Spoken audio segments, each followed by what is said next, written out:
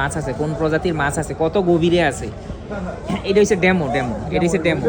এই একটাই আছে সারা বাংলাদেশের মধ্যে, আমাদের মৎস্য অধিদপ্তরের কাছেই এই আরবি মিন সন্ধানী জাহাজটা আছে। এটা দিয়ে সমুদ্রের গভীরে গভীরে কোন প্রজাতির কী পরিমাণ মাছ আছে এবং কত ডিপতে আছে, কোন এলাকায় আছে, কোন এলাকায় কী মাছের প্রাচুর্যতা আছে, এটা নির্ণয় করার জন্য আমাদের এই এমবি মিন সন্ধানী সারা বছর 10 বারের মতো এটা করে, মানে রিসার্চ করে।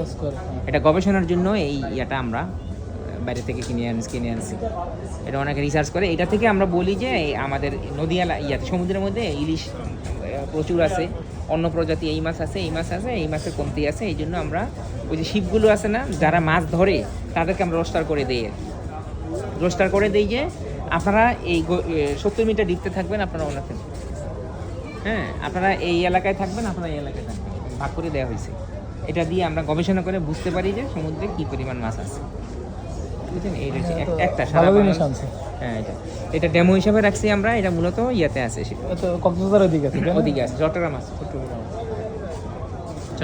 তাহলে ভালো হলো না এটা? তাহলে আমার সম্পদ যদি আমি না জানি, তাহলে আমি কিভাবে কি নিয়ে আমার কাজ, তাই না? জানতে হবে তো, তাই না? এই জন্য আমরা কিন্তু মাছে এখন সংরক্ষণ না, আমাদের অনেকগুলো কিন্তু ন্যাশনাল ইয়ে আছে, মানে অর্জন আছে। উন্মুক্ত জলাশয় মৎস্য আহরণে বাংলাদেশ বিশ্বে তৃতীয়।